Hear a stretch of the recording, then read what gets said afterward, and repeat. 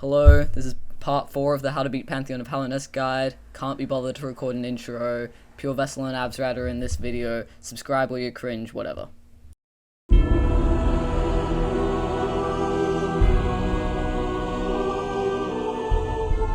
Pure Vessel is one of the most difficult fights in the game, requiring a strong understanding of positioning, fast reflexes, and technical precision. Despite its difficulty, it still manages to be my favourite fight in the entire game. Before going into the attack breakdown, I want to talk quickly about playstyles for this fight. I see a lot of newer players shadow dashing through every attack, and while this works sometimes, it's both inefficient and inconsistent. Pure Vessel will often chain together attacks in quick succession, which can lead to shadow dash not being refreshed by the time the next attack starts. Also, void tendrils are very hard to dodge when you're in the rhythm of dashing and not jumping, as it forces you to jump. The best way to do this fight, in my opinion, is to save your shade dash for parries and daggers, and jump and pogo every other attack.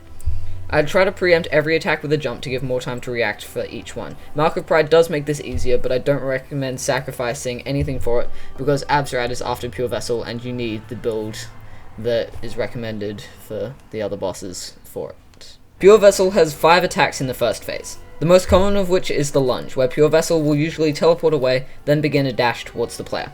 The best way to handle this is whenever Pure Vessel teleports starts a full height jump. If it does turn out to be lunge, you can pogo, then turn around and get in one hit before it starts another attack. The triple slash is usually the most problematic attack for most people, as it requires a very early jump and a well-timed pogo. The best way to deal with it is to try to predict it and start a jump when Pure Vessel is about to attack. It can perform this attack after a teleport or directly after another attack, so as soon as you see any attack is starting, do a large jump, then time a pogo to gain extra height if it is triple slash. It looks intimidating to perform, but the timing really isn't actually that hard. After the attack, you can turn around and get in 1 or 2 hits before the next one. Soul daggers are fairly easy to evade, but it's very important that you save your shade dash for this attack. The telegraph for this attack is similar to that of the lunge, so I recommend starting off the dodge in the same way, with a full height jump, then falling to around 50% of the max height of your jump before shadow dashing through the daggers. After this you can get in 1 or 2 hits. I don't recommend going for more because Pure Vessel can surprise you with a triple slash and cause you to die. The parry is pretty easy to evade, in that if you do nothing, then nothing happens. But if you do happen to accidentally trigger the slash, you can either shadow dash through, or if you are unfortunate enough to have used a shade cloak, you can immediately hold jump and arc away from it, and then dodge it in the same way as the triple slash, although this is extremely difficult if you start off close to Pure Vessel.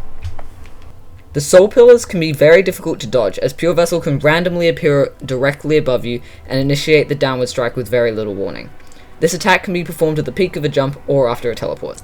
As soon as you see Pure Vessel above you, you can either start a double jump to the side to avoid the main down attack and then position yourself in between the pillars, or you can immediately dash to the side then position yourself. This is particularly useful if you get caught off guard by an instant teleport above you. You can place yourself in the same spike gap as Pure Vessel during this attack, as his hitbox is deceptively small, so you can get in several hits of damage, or you can use a shriek. However, this is extremely risky, and it doesn't actually add that much damage to the fight, so only do this if you are very confident with it. After Pure Vessel has lost 1/3 of its health, it gains a new attack, Focus. As soon as you see this attack starting, get away from it as fast as possible. Alternatively, you can use Descending Dark while inside its hitbox to dodge the main explosion and then get in several hits on Pure Vessel. If you do dash away after, you can get in several Shade Souls, or you can dash back in towards Pure Vessel and land several hits.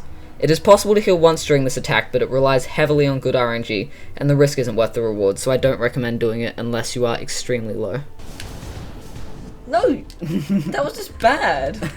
After Pure Vessel has only 1/3 of its health left, it gains the Void Tendrils attack. This attack is initiated very similarly to the lunge or daggers attack, so you should be jumping preemptively. This attack is fairly easy to dodge if you preempt it with a jump. Simply double jump over, dash towards Pure Vessel, and then punish the attack however you want. Some suggestions include doing a simple pogo and dash away, or you can use Descending Dark. In terms of general playstyle, positioning is very important. Being too far away from the boss at any one time will lead to suboptimal DPS, but being too close makes dodging the triple slash nearly impossible. What I recommend doing is doing a small walk away after every hit, and only going for 1 hit after every attack, unless you know you can get more. This allows you to still get hits in, but also be far enough away to react to an attack. The fight really requires getting used to, so the best advice I can give is to practice until you can beat it consistently.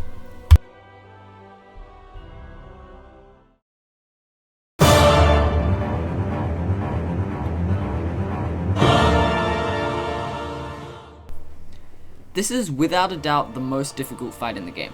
Extremely fast attacks, potential attack overlap, and extremely awkward platform layouts make Absolute Radiance considerably harder than its regular counterpart, and a formidable force.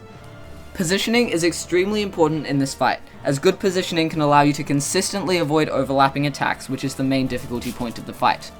As long as you have good control over the arena, and can avoid and punish every attack before another one starts, the fight becomes just a matter of being able to avoid every attack, and RNG no longer becomes a major factor. The best place to be at any one time is the middle of the arena. The main attacks that cause overlaps are the sword wall, beam wall, and spike floor, and these attacks can originate from either the left or right side of the arena. Staying as close to the center as possible allows you to deal with the attacks very quickly as they spawn, or in the case of spike floor, easily move out of its hitbox, as you only need to make slight horizontal adjustments instead of rushing all the way from the other side of the arena. In platforms phase, I highly recommend sticking to the bottom middle platform and only punishing teleports when Absrad is either directly on you or to the left or right. If she spawns directly above you, you can also shriek to get an extra damage, but try not to overextend. In terms of soul management, always make sure you have enough soul for a descending dart. In the first and second phase, try to stay as close to the ground as much as possible. This makes dodging all of the attacks much easier. You can get in damage by just chasing the boss where possible and getting in a few upstrikes where you see an opportunity. In this phase there are 6 attacks, the first of which is the Beam Burst, in which Absrad fires 3 back-to-back bursts of light that have a short telegraph before being active. This attack is simple to dodge, but the speed of the lasers can make it tricky. Try to react to the first laser and get into a good position. The second and third lasers are considerably easier to dodge, as they will never appear in the same location as the previous beam, so the safest place at any one time is wherever the previous beam was. If at any time this places you over the spikes, use D-Dark, or if you don't have any soul, it's better to just dodge the lasers and take 1 damage from the spikes. After the third beam has been telegraphed and you are in a safe position, you can either heal or use Abyss Streak. Healing is usually a better choice for beginners, but once you get more comfortable you can start streaking more often, as it adds a lot of damage to the fight. The Sword Burst can be a bit tricky at first. Absrad has an extra wave compared to the Radiances, and they are released much faster. The second wave is rotated a small amount from the first, so after the second wave has been released, move to where the first was. After the second wave, you can either shriek or heal, similarly to the Beam Bursts.